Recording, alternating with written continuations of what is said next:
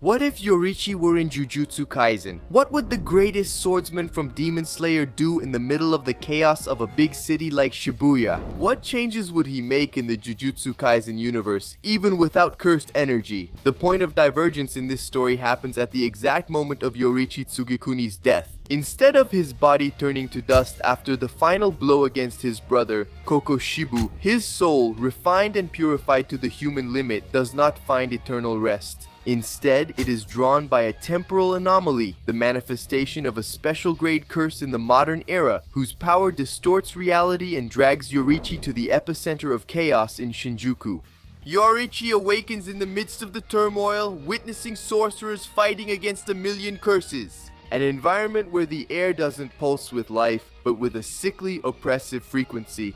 For him, the curses are initially invisible shadows, since he doesn't have cursed energy to see them in the usual way. However, he never relied solely on physical sight. When activating the transparent world, Yoriichi perceives the distortions in the blood flow of the very space itself. He sees the air condense into grotesque shapes of pure hatred, the curses, identifying them through their distorted anatomy and murderous intentions. Look, Kito released thousands of cursed spirits in Shinjuku and Kyoto simultaneously to focus the attack on the Jujutsu school to get Rika Orimoto's curse. While most of the curses were being dealt with, Yoriichi was fighting for his life, dodging attacks he couldn't see, only feel. Yoriichi was like a red demon, moving at hypersonic speed, which was noticed by Satoru Gojo, leaving him perplexed. In front of him is not an ordinary human, but an absolute void of cursed energy, a zero energy signature that directly refers to Toji Fushiguro's heavenly restriction. But there is a fundamental difference. While Toji was merely a beast of physical instinct, Yoriichi radiates a spiritual heat so dense that it seems to simulate the sun itself, even without possessing a drop of negative energy. Intrigued, not recognizing Yoriichi as one of his allies, Gojo decides to test the hostages. Swordsman, unleashing a display of speed that defies the logic of this universe.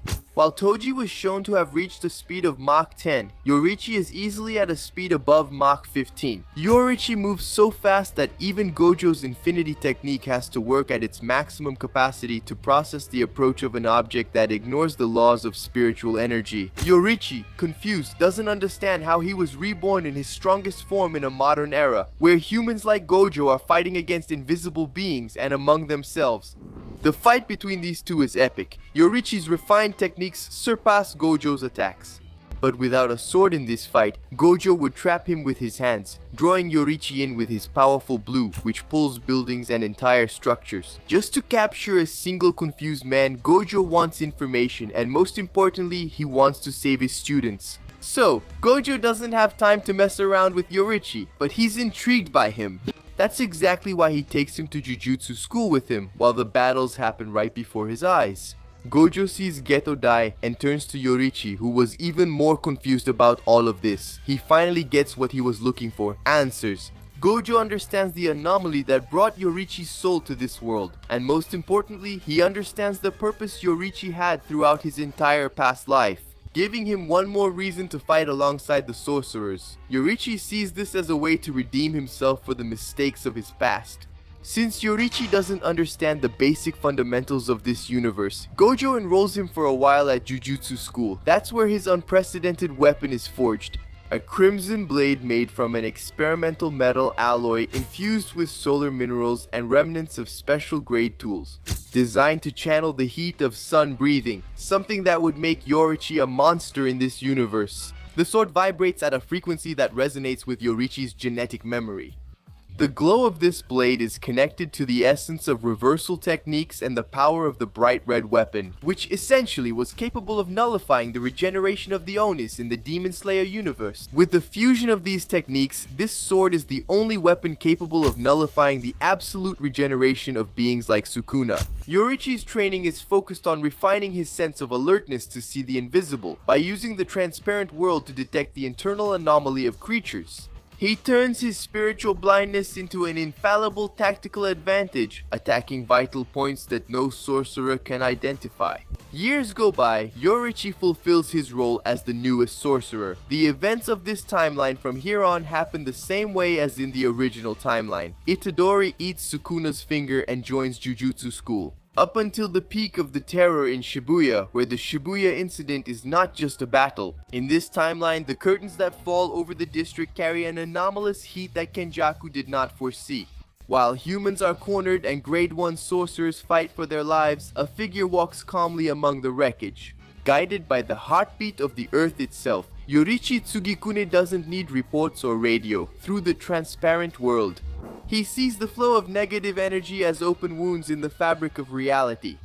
But before he can reach the most critical points, fate puts in his path the reincarnation of pure violence, Toji Fushiguro. The encounter takes place in a cold concrete corridor out of Megumi's sight. Toji, brought back by the possession ritual, is a killing machine driven by instinct. A predator who has overcome death itself. After defeating Dagon and flying toward Megumi, Toji stops attacking his own son when he sees Yoriichi. Toji does not hesitate. At this moment, Toji was attacking only what he considered to be the strongest. So to him, that man is just another obstacle. Forget everything you've heard about Toji's physical invincibility. The truth is that for the first time, the heavenly restriction encounters something that physics can't explain. When Toji lunges forward, moving at his maximum speed, Yoriichi doesn't just dodge, he moves at a frequency higher than Toji's. As I mentioned at the beginning, turning Toji's movement into a slow motion blur, Yoriichi annihilates Toji without a second thought and moves on. Unlike Gojo or Toji, Yoriichi's main mission is to be direct and decisive against all his opponents. In other words, his priority has always been to save lives. He moves toward the subway stations, where the original tragedy was supposed to happen. Dois dos pilares da nova geração. He finds Kento Nanami, exhausted and severely injured after the fight with Dagon, about to be cornered by Jogo's flames. Before disaster strikes, a ray of sunlight cuts through the darkness of the tunnel. With precision that ignores distance, Yoriichi performs a form of sun breathing, extinguishing Jogo's fire the instant it is created. Nanami, who had already accepted his end while dreaming of Malaysian beaches, sees the man in the red haori and feels a relief he hasn't experienced in years. Give a like if you also wanted to see Nanami get his well-deserved retirement instead of that cruel fate. His presence here isn't just backup, it's a complete rewrite of the plot. The fight between Jogo and Yoriichi is legendary. While Nanami runs toward other curses in Shibuya, Jogo is trying to overcome Yoriichi's insane speed. Look, Yoriichi at 80 years old, blind and physically weakened, confronts Kokushibo, who is at the peak of his power as Upper Moon One. At the moment of impact, Yoriichi moved at such a speed that Kokushibo, a being who has fought countless Hashiras and evolved beyond human limits, couldn't even blink or counterattack. Yoriichi delivered a fatal blow that would have cut Kokushibo's neck instantly if Yoriichi's heart hadn't stopped in the middle of the movement. Yoriichi's processing and execution speed is at a level where concepts like Yoriichi has the speed of lightning become irrelevant. Despite the immense destruction caused by this battle, at the slightest moment of distraction, Yoriichi would move to decapitate Jogo, exterminating the special grade curse and obtaining the fingers he gave to Itadori to ingest during their encounter. Since Nanami isn't completely incapacitated, he's able to fight alongside Nobara against Mahito, explaining to her how to fight the curse, when Itadori and everyone else join the battle. Mahito's end is guaranteed at the hands of the sorcerers. See, Nobara and Nanami are saved thanks to Yoriichi's presence, who altered the course of history. Todo doesn't lose his hand, Sukuna doesn't awaken, and Itadori doesn't suffer a major trauma. Now pay close attention. What Yoriichi did in Shibuya wasn't just saving allies, he altered the balance that Sukuna expected to find upon awakening. By keeping Nanami and Nobara alive, he created a support network that will completely change the setting of the Culling game, and I'll warn you, if you leave now, you'll miss the explanation of how Yoriichi's technical knowledge about the transparent world will become the only weapon capable of seeing Sukuna's invisible slashes in the final confrontation. The victory in Shibuya was just the warm-up for the eclipse that's about to come. While the Culling game plunged Japan into an endless cycle of blood, Kenjaku felt for the first time in millennia the weight of a variable his intellect couldn't account for. After Megumi's meeting with his sister Tsumiki, Sukuna took advantage of Megumi's state of shock and emotional vulnerability to activate the binding vow. He took over Itadori's body and used the severed finger to transfer his soul into Megumi's body, possessing him in an instant. Upon locating Hana, a player in the Culling game who possesses the perfect curse technique and is the only one capable of breaking the seal of the prison realm, the group used Jacob's ladder technique to free Sakai. Toru Gojo, the preparations for the craziest fight were underway. With Gojo back, everyone's morale was restored. Gojo was about to fight Sukuna alone. However, Yoriichi let an evil king escape last time. This time will be different. Yoriichi, alongside Gojo, heads towards Sukuna for the most epic battle in the anime. Now this is where most people get it wrong when analyzing the power of Ryoma and Sukuna. They believe that their regeneration and their invisible slashes. But remember the crucial detail I mentioned at the beginning. Yoriichi's Crimson Blade was not made just to cut, but to unleash the full potential of sun breathing. With the transparent world, Yoriichi senses the enemy's intent to attack before it happens and can tell where Sukuna's invisible slashes will come from. So look, the battle begins with Gojo and Yoriichi pressuring Sukuna until he uses the 10 Shadows technique. Para equilibrar a luta, While Gojo kept up the pressure with Infinity and Hollow Purple, Yoriichi took the lead. In his mind, he wasn't fighting for glory or duty. He saw his brother Michikatsu's face and his failure to eliminate Muzan centuries ago. He wouldn't allow Sukuna to become the new center of darkness. At a certain point, Sukuna became unable to use his domain due to severe brain damage caused by the effect of Infinite Void and the repeated effort of healing his cursed technique with the reverse technique. This strain fried the area of his brain responsible for domain expansion. That's because Sukuna and Gojo during the fight kept opening their domains simultaneously several times, with Gojo managing to hit Sukuna's brain for a few seconds. Now Gojo is tired, reaching his limit. This made Yoriichi take the lead against Sukuna.